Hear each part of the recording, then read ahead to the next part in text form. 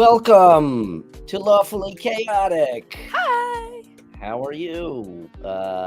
Thank you for joining us. Jason's giving us a little dance down there. No, I'm trying to tickle you. Oh, Poorly. and Sharon, your first official show as official Coco host. Coco. Coco co-host. She's our Coco co-host. Awesome. Coco co-host. So And who's the I've- lawful and I- and who's the chaotic in this situation? Definitely Barry. Definitely Barry. And I finally remembered to make a new panel, so this works with so nobody's cut off. Jason, Business. it's so Snazzy. sad not seeing your name last time. Oh, by the way, also a friend of mine informed me that I forgot to change the schedule on my Twitch page, and we were still on Friday, so I Ah. just changed that. So Jokes Um, on you, Struggle day is early. real, my friend. the struggle is is real. yeah, the mind starts to go when you get to a certain age. I can barely remember what I had for lunch today. Lunch, what is that? Exactly. Hey, Paradox, how are you? Who is that? Is that one of us? Hi, Paradox. That is Paradox is one of our stalwarts over at the Nice. ttrpg Academy. Awesome. Yeah. Thank you, Paradox. And a very, very good artist. Oh, yeah? And me and him will be discussing. He's come up with a $10 art solution that I want to hopefully help him promote and get going. The idea, filler art. Everybody needs it. So like he's got to make some extra money, and I'm in desperate need of a good artist. And so like it's- illustration. yeah, like, and his artwork is he does. Where are you? Let me check out the feed right now. He's out of Alaska. Do you have any links to drop, Paradox? We'd love to take a look at some of your it artwork or pages. Paradox. He's in the Discord. He's in my I Discord. know. I want to see on Instagram. Is it paradox.talk? Paradox, put a link in there for your. He may not Instagram. be able to. I don't know what your privacy settings Or in the are for Discord. Twitch. Or in the Tavern Chat Discord, ttrpg Tavern Chat Discord. If you're so inclined, come on over to ttrpg Academy over in Twitch. Join our Discord where we teach, learn, and play. And I'm really horrible at this. I stare at my one monitor because I like looking at Barry and Brian. And then I remember when I do the monologue, I'm supposed to look at all of you out there, and I forget to. That's why I only have. That's why I only have one corner. Just tack gotta camera. split your eyes like a chameleon, you know. But I don't have mine centered. I didn't build a website. Okay, send. I want to see an example. Paradox, do me a favor. PM me in the Discord some stuff I can share with Brian. Yeah, I'd like to see it. excellent. He's a very excellent designer, promoter, and stuff like that. So, and he does really good design work and publication work. And I know we talked ad hoc about working on your artwork, but send me some of your samples. I've got your token sample that you sent of me. He does a lot of like real picture overlay stuff as Mhm. well as traditional stuff. Mhm. He's good. He's got a lot Awesome. of skill sets. So Okay, I'll cool. collect all that info for you, and we'll share it with our next meeting with the other Brian G. All right, cool. I want to see it, and I'm excited for that. Thank you, and thanks for joining us. What else? Announcements. I have none. Just the usual. We're always making Just tweaks. hot. It's hot. It's So hot, you people. said it was 102 out in LA today. Well, Yeah. yeah, It was I a don't know what it was in beautiful LA, but 72 in out, Chicago. the only time Oh, it that's wasn't nice. that hot is when I was swimming in my 40,000 gallon pool this morning. I walked out of bed. I was a little bead of sweat trickled down my forehead. I put on my swim trunks. I walked 50 feet over to my pool, dived in. Suddenly it wasn't so hot anymore. I don't know what to tell you. Nice. Nice. Nice. I should have been out on my sailboat today, but I had too many meetings spaced too close together. By the way, it's an old 1960s pool that we barely were able to rehab, but we did. It works. It's a little. It got a little cloudy today with all the people it? swimming, so it's gonna need a little shock treatment. Ah, but okay. It was refreshing. It was so Yeah. nice. Yeah, the Lake Michigan is still a little chilly. I was out on the boat last weekend, and I stuck my feet in the water and almost had heart failure because it was like Oh my fucking God. ice water. It usually takes till July to warm up to swim ability for for the lake. But That's when you get those algae blooms and covers you like soup. not so much. Not so much where we are, but Yeah. July, August, September. Oh my God, the lake is it's gorgeous. So. Very cool. Very Yeah. cool. Okay, so Sharon, What? Uh-oh. you have a Sharon's in topic for us trouble. tonight. I didn't know I was coming up with a topic. Well, what did we leave off last time? That was your job last time. What? That's okay. No, we I can thought still. didn't we come up with one last time we met? Oh yeah, We you were- said you wanted to. You said there was something you wanted to talk about. Well, there's always something I want to talk about. No, I'm not Irish. you. No, Sharon. You said Oh, there was there something that was? you wanted to talk. Yes, I don't remember what it was. See again, remember. I remember there was something. I don't remember what it was. So that the value of that is my input is useless. Hey, Sharon, you're at Berrybot. That's your Instagram, right? Yes, sir. Okay. Oh yeah. Do you you know what? I need to do a logo for you because I love that name and I love the ears. I agree. Yeah. Berry.com. Yeah. We'll talk about that offline. I'm gonna take over the world eventually. Every logo in the world is eventually gonna be designed by me. Do it. Just your brand I is have like a- everywhere. Uh-huh. I have a really interesting subject matter we could talk about because it's come up multiple times as I've been opening up new tables. Mhm. How do people find a game? How do you find a game? How do you find a game? I got a real easy answer for that. Check out D&D Club. Adam Scott's D&D Club. But that's the Yeah. easy part. What's the hard part, Sharon? Sharon, what's the hard part about trying to find a game? I mean, be honest. I mean, when you started really thinking about you wanted to get in that D&D game, you're watching Critical Role, Dimension 20, and a lot of those other folks that were playing. Regardless of a link or a pay-to-play table or a friend next door, I mean, what'd that feel like when you started to think about how the F do I find a game? How do I go find one?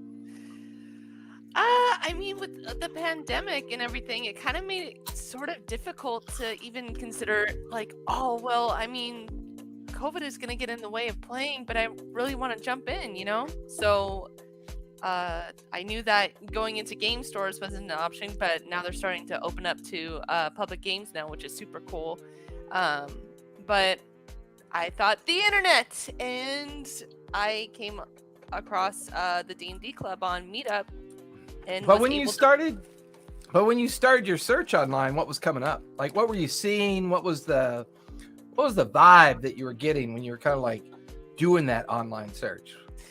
I mean, it was overwhelming at first and kind of like just intimidating because I wasn't really sure where to start, to be fair. Mhm. And also like we spoke last time, like there's so many different modules, and like me being like a first time player at the time, I didn't know what to do. I was like, you know what, I like Critical Role, let's just narrow it down to this, and then just go down the list and see what groups I could find. Did you have any weird conversations or like kind of like cringy interactions that almost like derailed it for you? Besides you. So Paradox makes a very good point. Again, we discussed this before, but just a real quick, if Critical Role is your intro to D&D, you have to be prepared to have a very different experience. That is very true. My soul has been dipped in ice water by that statement. I don't know I'm where joking. I'm going to weep. This is me weeping. You got mental problems, bro? That's your sad face. So how was your first interaction with the nightmare that is this Yeah. game? Oh, I'm Yeah. sorry. Wait, did you mean you're weeping from Paradox's statement or Sharon's statement? Definitely Sharon's because Okay. I made the her. Okay. No, but what Paradox says is dead on. I mean, obviously. I thought the fact that every game is different made you cringe for some reason, and that was weird to me. No. Okay. So I missed it because I was looking at the comment. What did you say, Sharon? What made ice water run through Jason's veins? Oh no, that he was like my very first interaction into the D&D world, and he was saying that like, oh, was it at all crazy or whatever? Yeah. I'm like, yeah, no, you're my first interaction, so yeah. But all right. So we're a little jaded. But I mean, it's a generational game now, right? Any game is kind of generational to a certain degree now, except for some of the newer games that come out. But even the newer games that come out are kind of like these, like monolithic rule bending games, or like these, like I don't know if Brian, have you messed around with Cortex at all? Have you taken a peek at that? I have not. Cortex is narrative driven. It was adopted by the group that had D&D Beyond some like a year ago or a year and a half ago. Oh yes, yeah. And then they linked themselves to the Cortex group, and then they built this Cortex system, which was designed specifically to be character based. Sure, so it sounds like a little bit like the old Vampire Masquerade.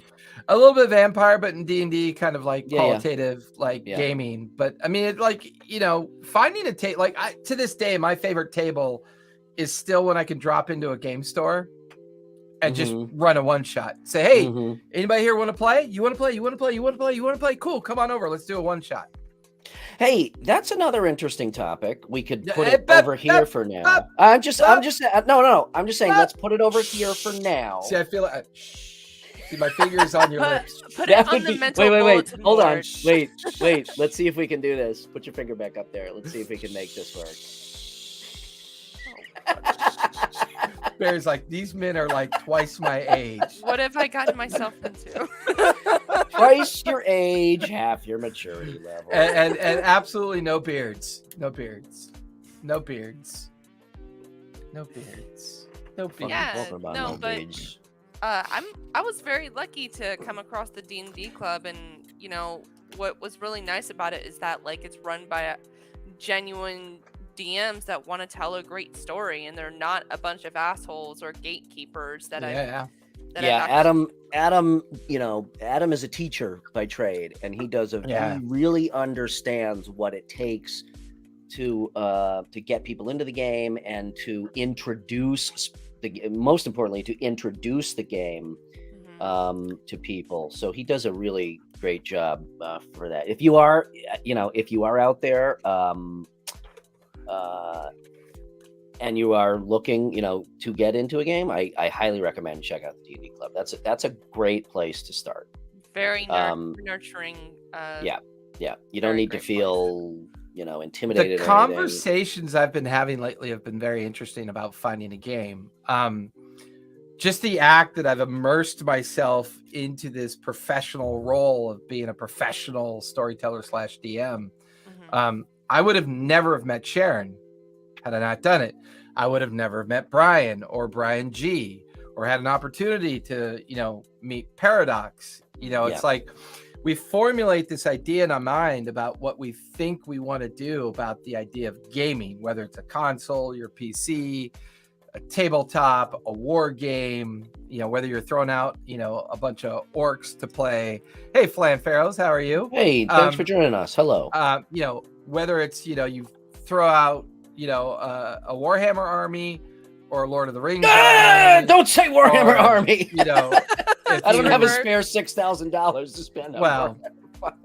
Your average cost of a digital printer will help you out with that. But here's what's so interesting for me, and that's why I liked asking the question from Sharon's perspective, right? As being a player looking for that game, right? Going to your local store, going to your local high school, your local library. I was floored. I had the most amazing conversation with one of my girlfriend's clients who came in. She was like, he stopped in and looked at my studio, and he's like, wow, this is nuts. And he's like, yeah, I got a bunch of band kids that play D&D. And I'm like, send them my way. If they need any help, they need any coaching, if they need any assist. And then we just went down this, memory lane of playing Gangbusters and Star Frontiers and Indiana Jones and all these games that we used to play based on our cultural influences that we were absorbing at the time. I've been privileged. I had a Callista's stepdad allowed me to curate his entire 1979 through 95 RPG collection. Wow. I have a complete intact set of Teenage Mutant Ninja Turtle role-playing game. Wow. It's the intact set. The Starfleet fleet battles, Star Trek fleet battles, right? I have the entire set of that, of the very first run of the FASA, run of that, FASA was king for a while. I still have all of my old role-playing games. Never got rid of any of them. And I have them and I know where they are. I miss Glitter Poison. Jeez. I was miss reading Glitter that. What Poison. did you mean by that? What? which is interesting because did you have you broadened your spectrum yet on the different gaming styles and availability of gaming yet, Sharon? Like, have you been like, what are the other, like, so finding a game has a lot to do with your pop culture influences, I think, right? The idea of us natural extroverts, some of us are more naturally introverted, right? That's kind of the gaming, the kind of gaming mystique of who we are. But, if is there a pop culture influence on you, Sharon, that if it became I know I have a full set of riffs. I've played riffs.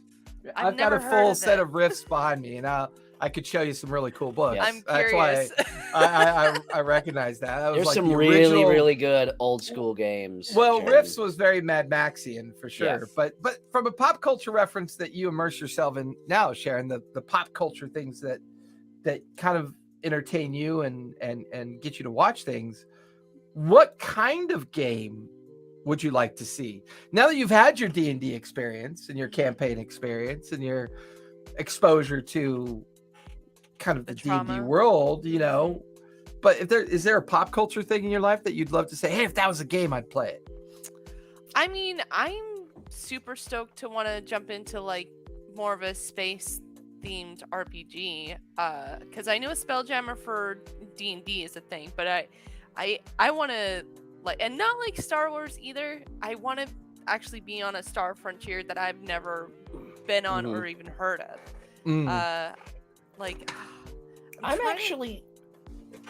While you're thinking of that, I'm actually really excited for Spelljammers, which is odd for me because I tend to, when there's a good solid thing like D&D, I sometimes cringe when it kind of, for lack of a better word, goes off the rails. And I know Spelljammer, has a long history, but I'm actually really, really excited for it.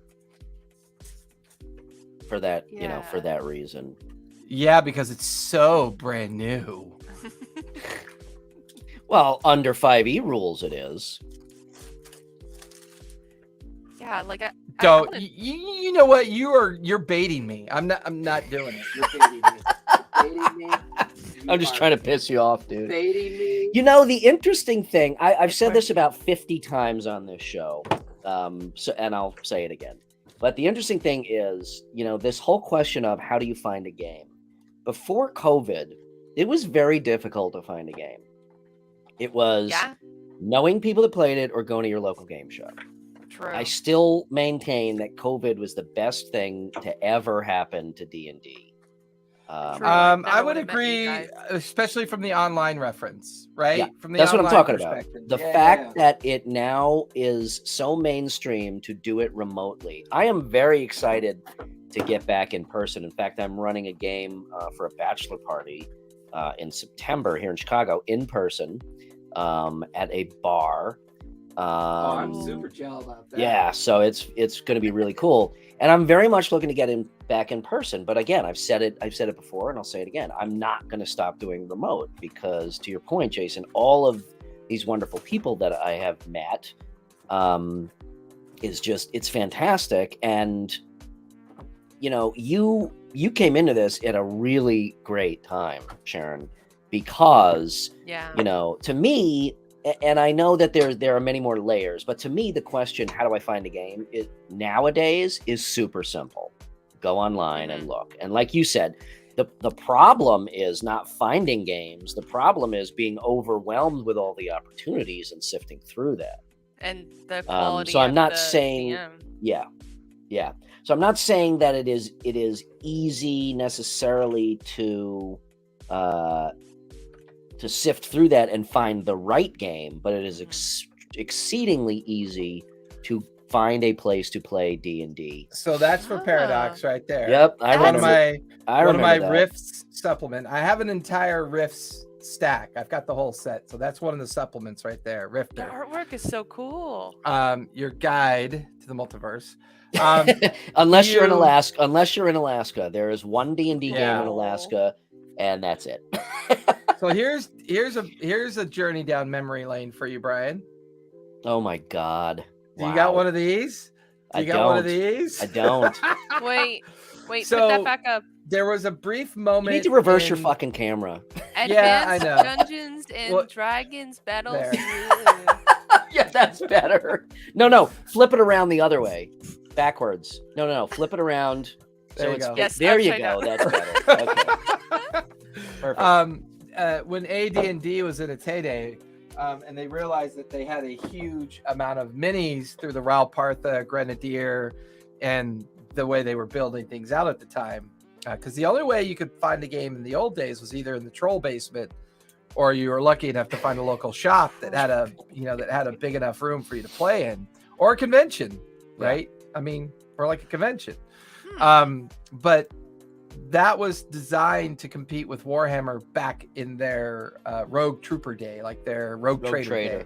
Yeah. Rogue Trader days. It was. Which, by the way, I still have that original hardcover book too. The Rogue I Trader think that's in Larry's collection somewhere. I haven't got. There's a whole other box I haven't gotten to. And supposedly he's got like 5 other boxes somewhere. And one of the books I found has the traditional TSR wizard at the bottom. So it's the first iteration of the TSR moniker. I think it was a 79 book. Yeah. It was like a character creation book. That was their first logo. Yeah. Yeah. But like, to Sharon's point, sounds like, so what's influencing your idea of playing a space game? Like, is it I just love space, and that's like the final frontier for humanity, and it would be so cool to just kind of. Are you following any of the like SpaceX stuff or Electrux and like all those other like folks that are building rockets and getting, and that's popular science, Neil deGrasse Tyson. But that's exactly how you find a game, right? If you suddenly find yourself in a room full of I won't say like-minded, because I think like-minded is over politicized, familiar-minded individuals when it comes to pop culture and gaming and stuff like that. Those are the influences, I think, on our life. It's like, I'm a huge SpaceX follower, and I emphasize that because I'm not about cult of personalities. I was never a Gygax fan, but I was a huge TSR and D&D fan, right? Because there's a lot of things about him as a curator of his own creations that was pretty cringy. And I think if you follow cult personalities as your main way of getting into something, you're going to be so disappointed later on in life that it's better to fall in love with the activity of the game. The James Webb Satellite to me is one of the most amazing things. No way, did? Roll to hit. Roll for con save. I want to play a role-playing game based. I want to play a game called Twitter Wars, where you create a character and you just try to win the Twitter dumpster fire, and you roll like, does my post damage you? And you do that shit. Is it viral? It's really funny that you say that, right? Because another way you need to make sure you can find a game is if you try to find it in a very kind of like, there's a game available, I'm going to go play. Do me a favor, read the description, read the captions, read the time, the date, take a few moments to read it before you respond to someone with your enthusiasm, because it says a lot about your availability to play. Like, hey, I want to get this game going. Okay. Do you have a time, a date, a place, a location in mind? You know what I mean? It's like, be a little bit more aware that once you start searching for that game, be cognizant of those facts. Like, if you only have Thursdays available, then you should try to find a Thursday game. Yeah. Don't like get all excited about somebody's Friday game, and then suddenly you say after a 2-hour conversation, I really wish I could play Fridays. See you later. Yeah. Really, dude? Or do that? I mean, come on. Do you get that a lot? I do. Yeah, I do. If I ever shared my email messages with people, or my PMs, DMs, or my messages through Meetup, it would blow you away. Dude, my my main game that I play on Wednesdays. I mean, I don't run nearly as many games as you do right now at this point. Even that's an ongoing group for like 2 years now, and even that, there are Wednesdays like, oh, I can't make it. I guess we're not playing this one. So. I mean, stuff happens. Of course, yeah. I mean, life takes a chronic precedence. thing, Yeah. Then it's a problem. What drives me nuts when it comes to finding a game is show up to the game. If it's work or family for missing the next one, that's great. But if you're like, hey, the new season of such and such is dropping and I want to binge watch it. Bye. See ya. Yeah, be very tactful about. Bye, Felicia. I'm going to watch The Mandalorian. Sorry. I'm going to watch Kenobi. No, kids work, medical, family, all. Yeah. If it's commit to the fun and you'll find a game. If you commit to the fun, you're going to find a game, whether it's at a store, at a library, at a high school, at a friend's house, at a relative's house. Just commit to the fun. You'll find it. And I told you, Sharon, I am actively working now on getting up and running for a streamed game, and you are, whether you want to or not, you're in. What? And you Here's too. Your character play. You too, if you have time, Jace. I don't know when it's going to be. Did you just call me Mewtwo? I heard Mewtwo. Mutate. I said mutant. Mutate. I said it was mutant. Here. Okay, here's a question to kind of change the tack a little bit. This came up. I saw this on Instagram today. One shots. The question was, and I think this was raised by, was it Fire and Dice? I don't remember. Hold on. Let me. I don't want to misquote my content here. It was D&D Minis Daily. And it was, do you find it hard to finish a one shot in one shot? My answer to that is no. Okay, well then good. This is going to be interesting because I find it exceptionally hard to finish a one shot in one shot and one of the things that came up that I found interesting, somebody said, and that maybe the reply was Fire and Dice, but somebody said that one of the reasons is a lot of times like traveling takes up time. One shots are hard. Oh, so okay. See, I run.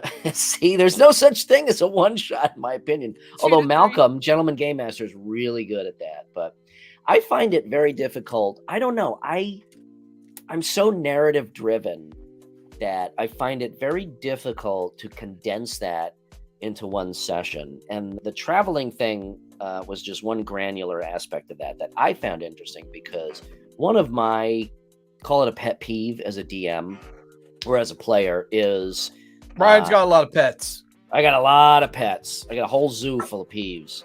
But one of the things is glossing over travel time. So when I think the probably the biggest influence on me in D&D is sorry, I'm knocking away all the baited hooks. Okay.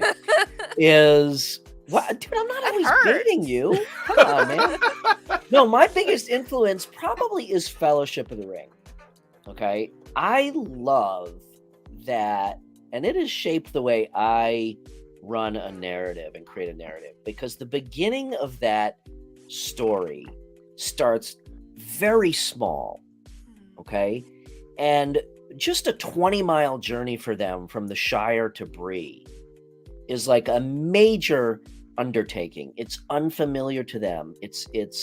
There's anxiety, there's danger, there is uncertainty.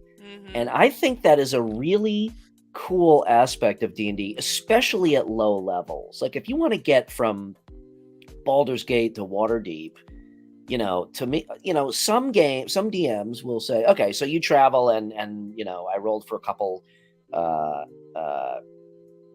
random encounters and you get to Waterdeep. I hate that. I had You're gonna hate my teleportation spell. Well, see, and that's the thing, at higher levels, it's like, oh, let's do Druid Walk or Teleportation Circle. I'm like, fine. Fucking boring Druid shit. Walk. Yeah. Where you open up the tree and you step Yeah. through it. I'm gonna run my next campaign on Arrakis on Dune. There's no fucking there's trees. no trees. There's But, no vegetation whatsoever. Yeah, but I you really may not think... supersede the 25 pages that I've written. But I think that playing out that travel and making it seem that way, especially for low-level characters, is really a cool way to set that You tone. walk into a tavern. So you walk into the tavern. Oh, I totally use the tavern trope. Absolutely, I admit that freely. But I rarely gloss over travel time. Okay, because again, I'm so influenced by the beginning of the Fellowship, where, like I said, it starts very small and ends up huge, and I love that aspect of it. So for me, and that was one of the things that was brought up in terms of running one-shots. He said that, the person who commented said that, and again, I think it was Fire and Dice. If I'm misquoting, I'm sorry. I'd have to look it up. But actually, here, hold on, I got it. Wait. You get a D- on your quotes page, young Brian. Yeah, When you turn in your on. Ibis, you Hold may on. use Ibis as much as you want, but if you don't quote it All right. directly, I- you get enough. I don't remember who specifically made this comment, but for them, they were even having somebody teleport to Waterdeep, but they weren't familiar with the circle, so they had to do research on that. And he's like, yeah, and that took way longer than expected, so that blew the timeline for the one shot. So unless you really railroad it, I find it very difficult to finish a one shot in one shot. So I'm interested to hear what your view is. No, my view is on easy that. because it's going to be very simplistic. 5-minute tirade about all that bullshit you just said is nonsense when it comes to one shots. So my view is easy. Sharon, if you're a player looking for a one shot, what's your perspective? Oh my God! Wait, before you get into it, this right there. By season 6 of Game of Thrones, remember early in the show, Paradox, that's a perfect fucking example. Early in the show, when Arya was traveling from like King's Landing all the way up to where the fuck she was going, and it was like 7 episodes worth. And then by season 6, they were sailing halfway around the fucking world, and it took all travel time 7 offered seconds. All travel time offered Games of Thrones is an opportunity to see another Starbucks cup. That's all that did. Wait, what? That's All that did. the continuity mistakes. Yeah, of course.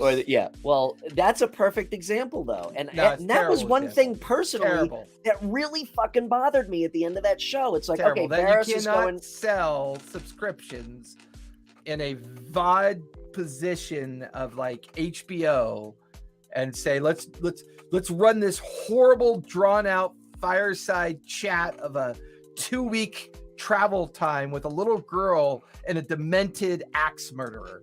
It's not going to work in the VOD space. It's just not going to work. Charming though. I mean, I come on. disagree. I had a 40-day in Hoard of the Dragon Queen. There is a 40-day caravan trek from Baldur's Gate to Waterdeep, and I made them play about 30. Fuck you, dude. I made them play about. Take your snores and shove them in your bag of holding. I made them play about 30 fucking days of that, and it was a slog. Yes, and I asked the players numerous times, if this is getting boring, let me know. And they said no. And by the end, it was actually like mental exhaustion. Like, Jesus, I feel like I just fucking traveled 40 days. So if you had a one shot to play in, Sharon, from your perspective of what you've seen in campaign play, the bizarre eloquence of Brian, and other things that you've seen Long out ass there caravan in ride. the world. Dude, right? don't do that when I just take a fucking gulp of beer, please. Oh my god, he froze. Up, see? He froze himself. That's what you get. I like that. I love that smile though. I'm gonna take a screenshot so I can use that as his new headshot. Hold on. Boom. Saved in perpetuity. Okay, Immediate while we wait for Jason to make his constitution save from this paralysis spell. How do Yeah, how do you do that? How do you make travel fun for D&D? Well, okay. I mean, okay, so this particular 30 days or 40 days of travel, they were in a caravan undercover as following these cultists. Okay, so it was more than just the Monty Python coconuts, like, oh, we're traveling, it was very much, there was a lot of intrigue to it, and there was a lot of keeping up this cover. It was a lot of random encounters that made sense to my narrative, on the way, and sometimes working with these people that they were actually trying to, to hide their identities from. So there was more to it than just, okay, it's a week travel from here to here. I mean, I only take it so far, but in this case, it seemed to me like it should feel like it was a chore to get from here to there.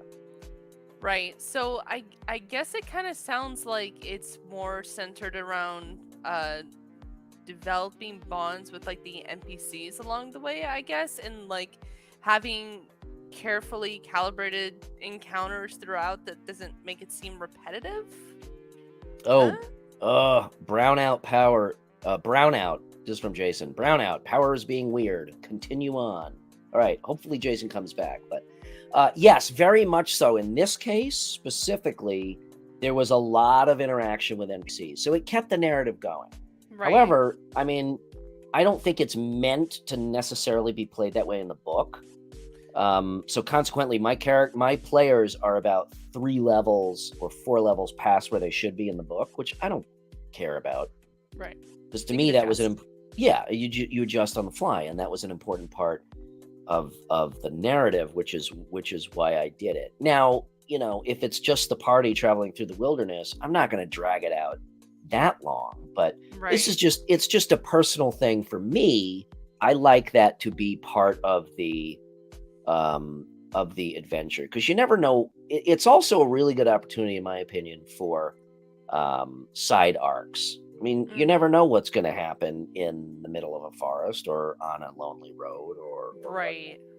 So getting back to the original question, though, is finishing a one-shot in one shot. And I guess if you write the narrative, where you're not traveling from place to place, this is just one small part of why a one-shot may be difficult to finish in one session is travel time. But the overall gist of it was, unless you have such a tight narrative that there's just no opportunity to go off story, which is kind of contrary to the whole role-playing experience. In my opinion, it is really difficult to finish a one-shot in one session. Right. And can one-shots mutate into a campaign? I've had the same rations in my pack for a year-long game before. Okay, so here we say I find travel boring. I mean, that's initially what I thought too. But if you can make it interesting and like have it. And that is why Jason Baldrick is. Oh, hey, hi. Didn't see you back there. Just kidding. We just had a brownout. Our power just blinked out and then back on really quickly. Just enough to cycle the internet. Gotcha. No worries. So we were just finishing discussing about the travel time and whatnot, but I'm curious to hear your so travel time's irrelevant when it comes to one shot. The hard, cold reality of a one shot is if you want it to work as either a gateway into a campaign or to allow itself to be calibrated as a traditional framed game of time for a purpose, you don't necessarily have to railroad it from a linear perspective, but if you don't frame it out in such a way that allows you to control it without them realizing you're controlling it, then it's no longer a one-shot. The purpose of a one-shot is a very well, quick, and minimalist defined story with a very set expectation, an understanding for the one-shot to work that some role playing is going to be sacrificed for the purposes of the intent of the one shot. And it's just a hard and fast reality of it. And that's totally fair. And that was what I just mentioned to Shannon before you pop back on. Sharon, I'm sorry. I have like 3 Shannons. My name is like I know.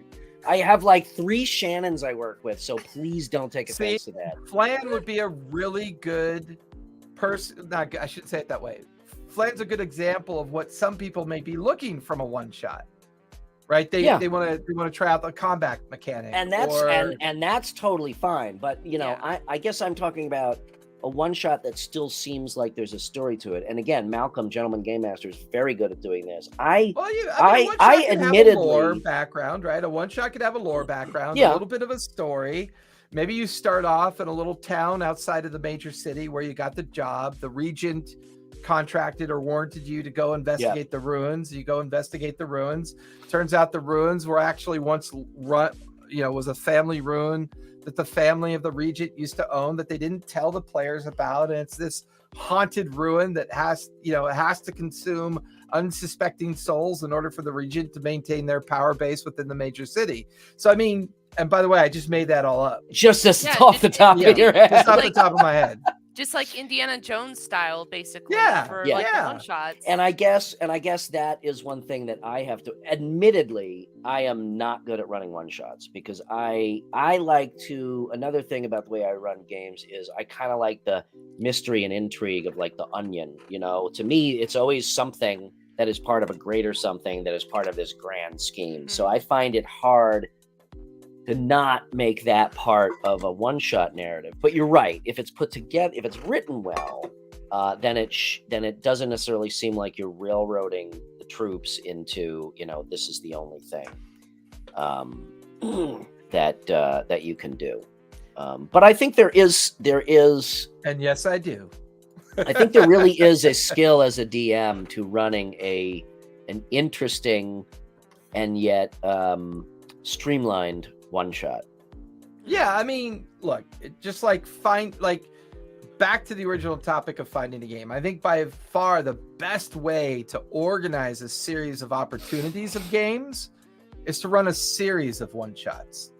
Yeah. Partially to Paradox's point, run a one shot that lasts 2 sessions, or run a one shot that lasts 4 hours, and then do another one, and then do another one. If the people keep coming back and the groups keep meeting and they're having lots of fun with the characters they built, you found at least the core of a campaign game. When I finally got back into the game back in 2018 after taking a short break, I was running games at a brewery through Meetup out in Upland.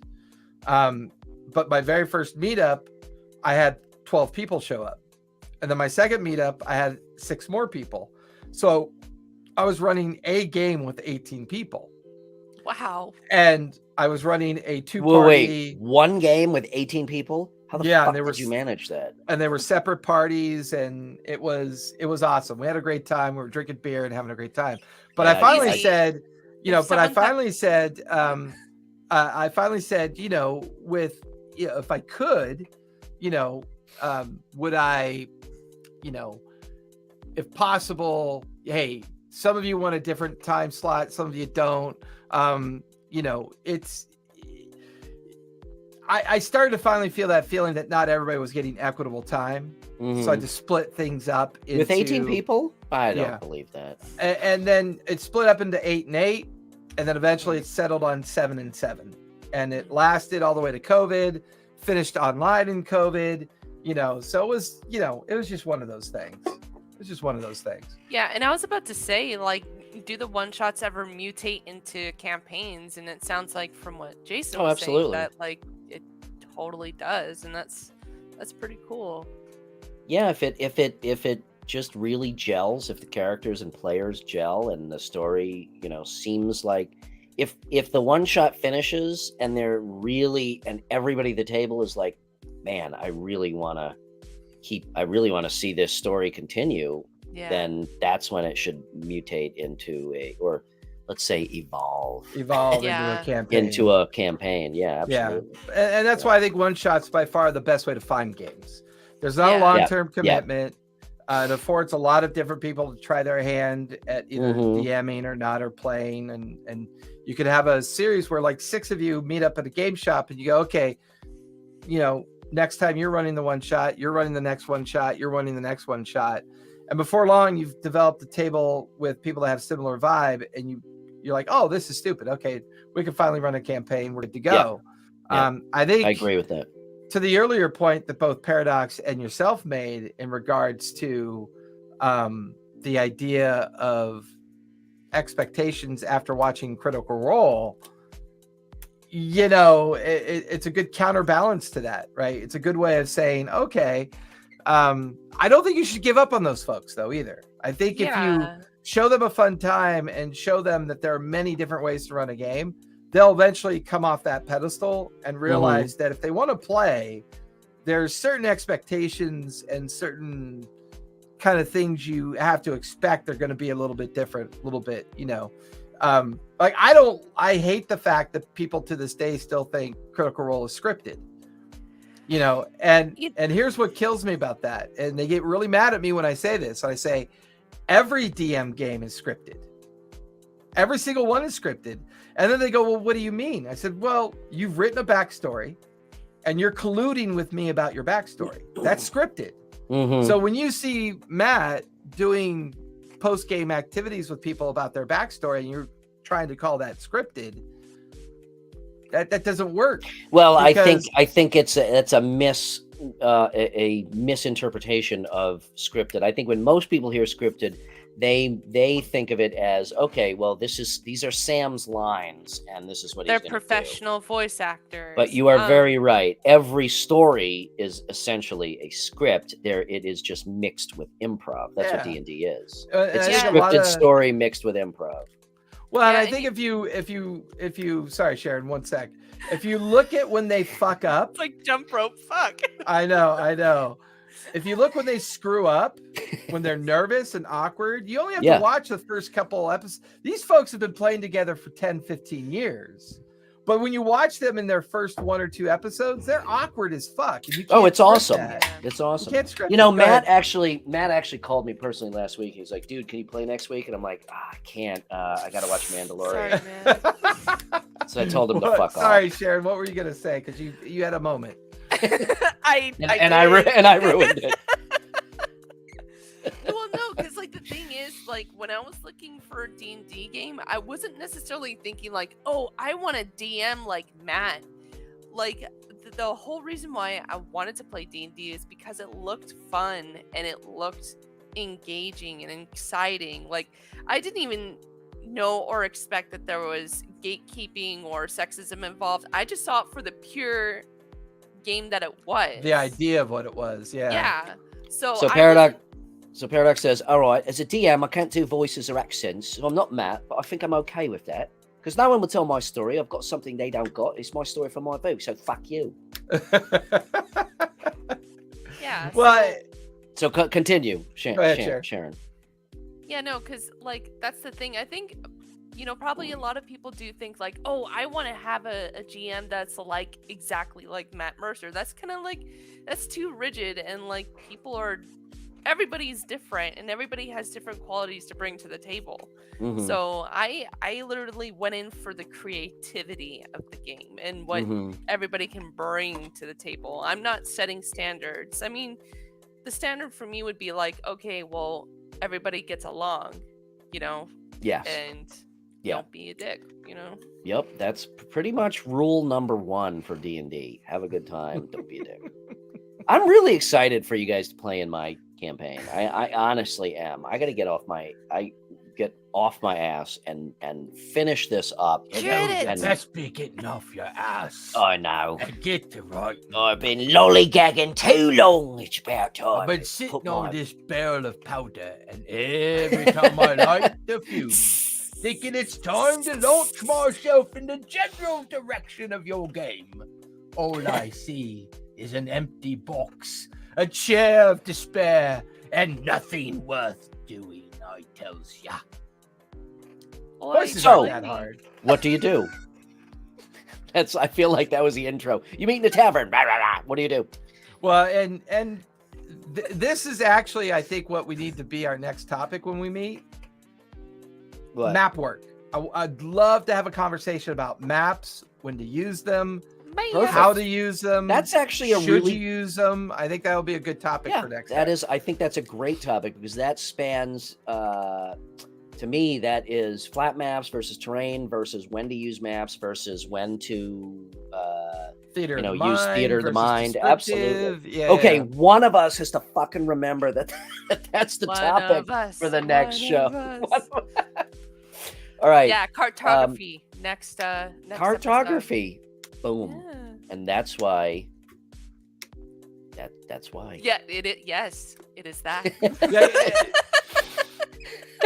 well, and that's the other thing. You know, the art of finding a game is obviously the equity of the table. You know, Yeah. the vibe of the table, setting the right expectations, you know, organizing the table to be inclusive, not exclusive. Mhm. Yeah. You know, So and important. I know in the social spaces there's a lot of different ways of presenting the game versus what we actually do when we play. It's Yeah. you know, it's I'm very fortunate in the sense that I play, if I do the math, I'm playing 22 hours, maybe almost 30 hours a week of D&D. Not a Jesus lot of people could Christ. say that they get to do that, right? Wow. You know, I don't. what is I don't that? even know how you manage that. I honestly don't. From a time standpoint and a mental standpoint. Yeah, I mean, you saw him glitching earlier, so I mean, you know, something. Yeah, that wasn't the power. That was actually him. that was pushing that you. was my OneNote file synchronizing with the He's cloud. actually a robot. The entire Earth went down. But there's a lot of dirty little secrets that you can use to still maintain the fun factor and find games. To this day, my favorite games are always going to be live. That's never going to change, right? It's just never going to change. Now, the digital space has offered us the opportunity to play more games Mhm. Yes. than playing live does. Therefore, you have exposure to more personalities, yes. more different types of people, more different ways that tables come together. I mean, the variety of people that I have at my tables is just phenomenal. amazing. It's And just, I Yeah. could never, in a real life game shop situation, I don't know if I could get that lucky. I might. No, but I don't don't think know. I would. I agree with you 100%, and I agree with you also that I still prefer live. It's much more immersive. It's much more fun. It's much more personable. But you make an Yeah. excellent point. It is the variety of people that you can meet and interact and play with remotely that is so wonderful about what's happened with the digital space. You know what I plan to do is when I do run games. I heard the P word. Plan. When I do run in-person games, I may set up a camera and stream it. Which I know is not groundbreaking. I mean, you have a studio set up, but I'm talking about just any old game. Like if I go to a bar or whatever, take a tripod, set my camera up, tripod. The drink Set has up gone my to his head. phone. Set up my phone. What would that sticker look like My- again, Brian? Can My, you show my us that beholder sticker? juice. Here, look, my beholder juice. Roll for Constitution. Roll for con. And I was Um, actually scared to play online actually because I wasn't really sure what I was signing up for, even though like I read the posting that like, oh, this totally fits, but like I don't know how the group is gonna mesh with me. Only the DM does. So, Sharon, I meant to tell you, Aw. there is a meetup group called Goodberryd on Meetup. Shut up. You need to go check them out. I think they're Wait, located in Berry or Yeah, like- Berry? Goodberry, like the spell. Oh, I was like, oh. She helped me, or I helped her set up and get started. We had a couple back and forth conversations. She went from, I haven't checked it recently. Let me double check. She's Is now this up to the- 4. She went from like 3 or 4 people, not even having one yet. Mhm. She's now up to 43 members. Woo. I believe she's located in, oh Was my it God, Long Beach? she is in Manhattan Beach, I think. Oh, nice. And they have, So these are in-person games? yeah, they're in-person games. So go check them out, Sharon, because I know that's within about 45 minutes for you. Mhm. It might be worth your while. And I think they have Monday nights, Thursday nights, and Friday nights so far. I think they do character building on Fridays. Okay. That's when they Chase, how mostly far are do you it right from LA, like Hollywood, West Hollywood? Depending on when you try to get there. Yeah, not rush hour. Yeah, not rush hour. I That's mean, like 2 maybe hours. 60. Temecula, Hemet, Inland Empire area is like maybe 60 miles Okay. from LA. So not too bad. Next time I come out to LA, I want to play in Oh, somebody's I'll meet you in-person halfway. game. Yeah, Maybe we'll put a quick one shot together at a brewery somewhere. that would or be something. awesome. I know Malcolm is in just north. Is he in Thousand Oaks? I forget. but Oh, he's somewhere Thousand Oaks close. is the middle of nowhere. No, then he's not in Thousand Oaks. He's close by. Okay. Yeah. He's close to LA. Oh yeah. Basically Okay. LA, just north. No, I'm not. Thousand Oaks is north of LA. I'm thinking of, Yeah, that's not where he is. I'm thinking of somewhere even further than that. And it's literally a city built out in the middle of nowhere in between 2 other cities in the middle of nowhere. Burning Man. Yeah, I know, right? So true.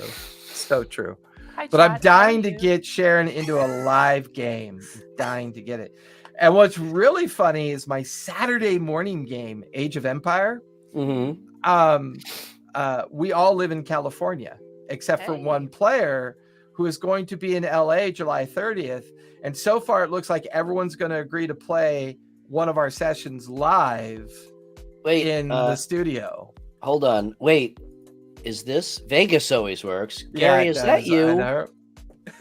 This may be one of my OG crew from high school. I think that might be my buddy Gary. Gary, That's let me know if that's awesome. you. I bet it's you. Yep. Hey, hi, thank you for joining. Gary's in Vegas, doing some super secret government nuclear shit, and that's Aren't no they joke. always? Awesome. Thought you remember the DARPA warrior. or- Oh, that's right. I do. I thought that name sound. Ugrun was one of his characters. Forgot about that. Well, awesome. Thanks for joining, Gary. DARPA, DARPA. or Salt. What's the other one out in the Salt Flats? Area 51. No, Yeah, he's maybe. At, I don't know how much I should be telling because he's like, I can't. It's like security clearance. They're and shit. So watching, he's the right? one. I'm gonna get a that's fucking call from the FBI, which I He's have the one gotten that's- before as character references for Yeah. Gary. So he's the one. He's the one dissecting aliens out there in the Vegas desert.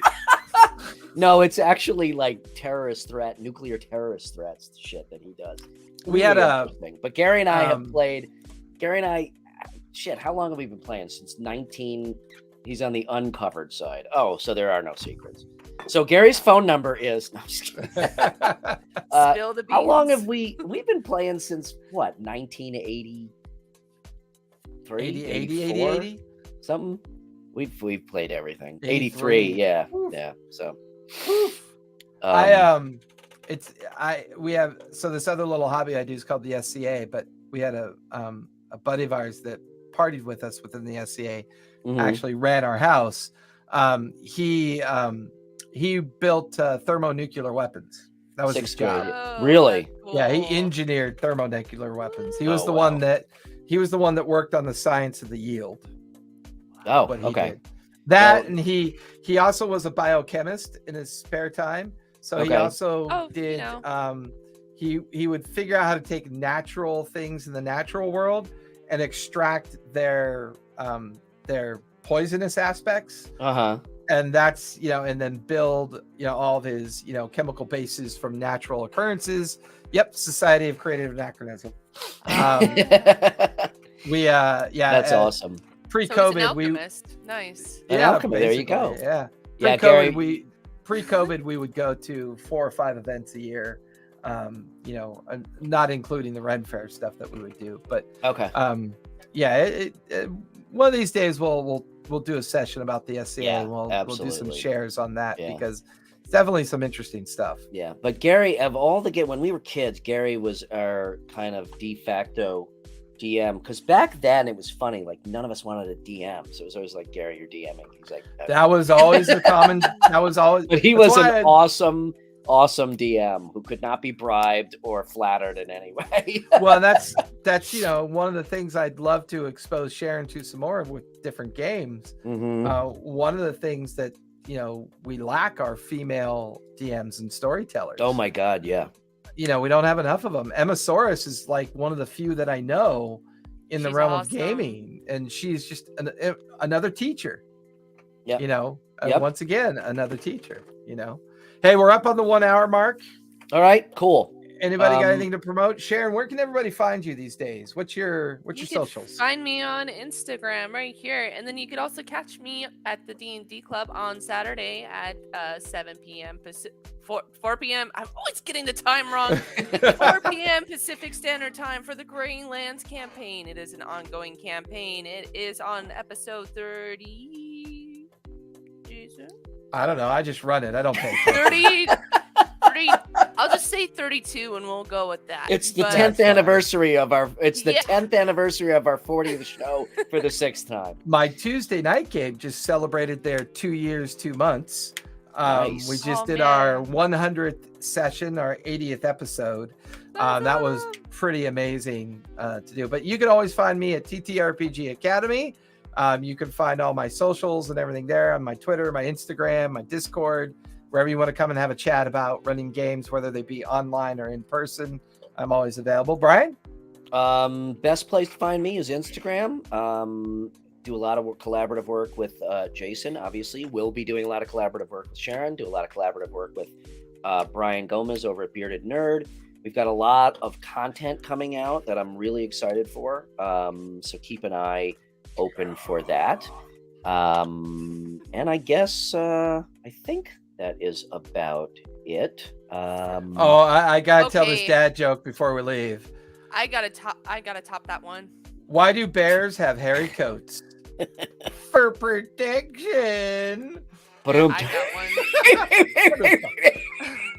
That's one of my Nightbot bots. I love that one. Dad jokes always get me. All right, Sharon, let's hear your dad joke. Have you guys ever heard of that zoo with the one dog?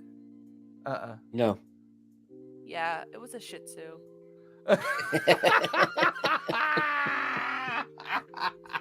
Hey, what sits at the bottom of the ocean and quivers? A nervous wreck. And on that note, all Goodbye. the bad jokes have been given. Thank you, everybody, for coming out. Yes, thank you. Thank you, Ugrun. Thank you, Paradox. Thank you, Flan, for joining us. We will see you. Much appreciated. We will see you next Thursday. Sharon, super excited to have you as part of the show. Yeah. Thank you for joining us. You add a whole new dimension and keep us two old fucks in check. You guys are crazy. I haven't written a check in 25 years. And as always, Jason, thank you for being my partner in crime. There are some exciting things on the way. So, and on that note, we will